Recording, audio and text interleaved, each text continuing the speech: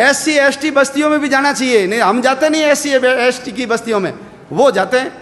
अरे ये सब लोग पहले क्षत्रिय थे, इन्होंने धर्म को बचाने के लिए चमड़े का उपयोग कर लिया, धर्म को बचाने के लिए मांस ले आए, धर्म को बचाने के लिए इन्होंने मुस्लिम बेगमों का मल उठा लिया, इसलिए उनको भंगी बोलते हैं। भंगी शब्द क्या है? ये धर्म भंग किया गया उनका। ये सब मुसलमानों के कारण हुआ। ये धर्म योद्धा है, हम उनके साथ छुआछूत करेंगे, भेदभाव करेंगे, मंदिर में नहीं आने देंगे, तो वो फिर कल मोहन राम थोड़ी रहेगा, वो मोहम्मद बनेगा। और जब वो मोहन राम मोहम्मद बनेगा तो तुम्हारे घर के आगे झाड़ू लगाने नहीं आएगा, वो तलवार लेकर के आएगा। सेठ जी बहुत मजे कर लिए, निकलो बाहर, हमारा घर है। वो काला पहाड़ का उदाहरण याद कर लो, आसाम में यही हुआ था। ये जितनी बीमारियां हैं, ये घूंघट प्रथा अपने यहाँ तो कम है, गंगानगर में ये घूंघट प्रथा क्यों आई? राम ने, सीता ने, आपने फोटो देखा होगा शिव पार्वती का, रामायण महाभारत भी देखी, किसी महिला ने घूंघट नहीं निकाला। हमारी महिलाएं क्यों निकालती घूंघट? मुसलमानों से बचने के लिए। न तो चेहरा देखेगा न ले जाएगा। दिन में शादी क्यों हो गई, रात में शादी क्यों हो गई? शादी करोगे तुम्हारी पत्नी 7 दिन हमारे पास रहेगी, फिर तुमको देंगे। हमने कहा चोरी छुपे शादी करो रात को। सारे विवाह दिन की जगह रात में हो गए। दक्षिण भारत में तो दिन में होते हैं, क्योंकि उधर मुगल गए नहीं। हमारी दादी परदादी सब अनपढ़ क्यों हो गई? इसलिए अनपढ़ हो गई क्योंकि बच्चियां स्कूल जाती थी, मुसलमान उठा के ले जाते थे, तो हमने कहा भैया स्कूल जाना नहीं। ये सब हमारी दादी परदादी अनपढ़ हो गई। तो हमारे यहाँ तो कण्णगी, गार्गी, कितने विद्वान, सीता कितनी विद्वान थी। द्रौपदी ने जो सवाल किए उस सवालों का उत्तर भीष्म भी नहीं दे पाया। पढ़ी लिखी थी तब किए ना। ये बाल विवाह, बच्ची को जल्दी शादी कर लो, शादीशुदा बच्ची को मुसलमान कम ले जाते थे। बाल विवाह इनके कारण आ गए।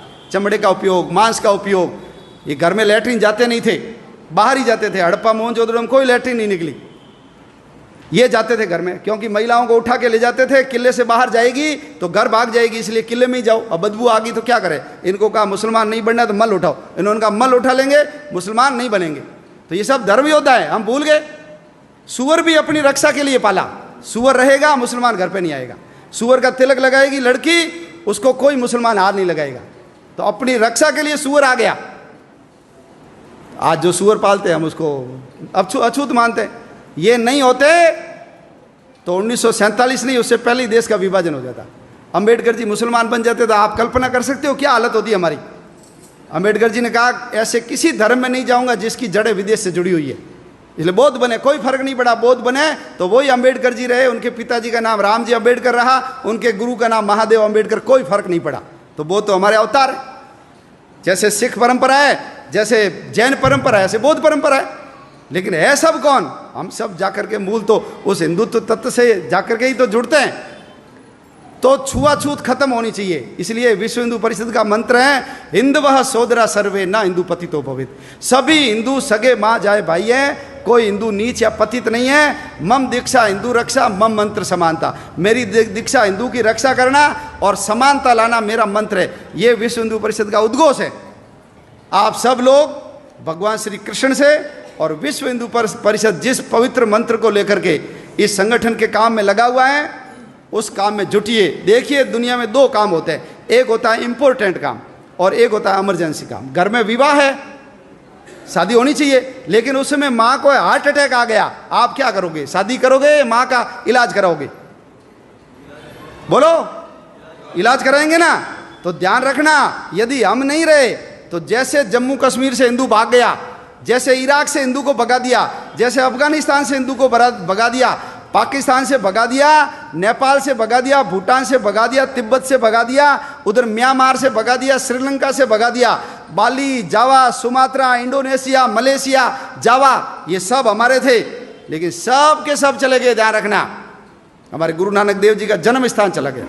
हम हर साल प्रहलाद की पूजा करते हैं। प्रहलाद जन्मा कहाँ, ये हिंदू को पता ही नहीं है। प्रहलाद जन्मा था मुल्तान में, उसका पुराना नाम था मूल स्थान, हमारे हाथ से गया। लाहौर किसने बसाया? भगवान राम के पुत्र लव ने बसाया। लाहौर गया हमारे हाथ से।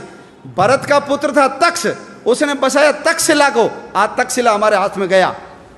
भगवान राम, बाबा रामदेव जी की ससुराल अमरकोट बदल करके उसको उमरकोट बना दिया। हमारी हिंगलाज माता का मंदिर चला गया, सिंधु नदी चली गई, तक्षशिला का विश्वविद्यालय चला गया, कटास राज चला गया जहां यक्ष और युधिष्ठिर के संवाद हुए थे, ढाकेश्वरी देवी चली गई, हमारे पशुपतिनाथ का मंदिर चला गया। क्यों? सब लोग, मैं, मेरा परिवार, बस समाज जाए भाड़ में, दुनिया जाए चूल्हे में, हमको कोई लेना देना नहीं, मेरे घर पे आंच नहीं आनी चाहिए। यदि यही करते रहे तो आने वाले समय में और हमारा समाज छोटा होगा और हमारे देश के टुकड़े होंगे।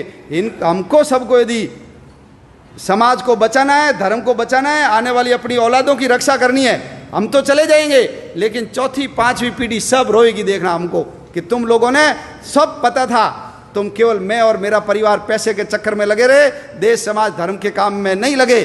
तो ये सब काम इंपॉर्टेंट है, लेकिन इमरजेंसी काम एक ही है, वो है हिंदू समाज को संगठित करना, देश के लिए काम करना।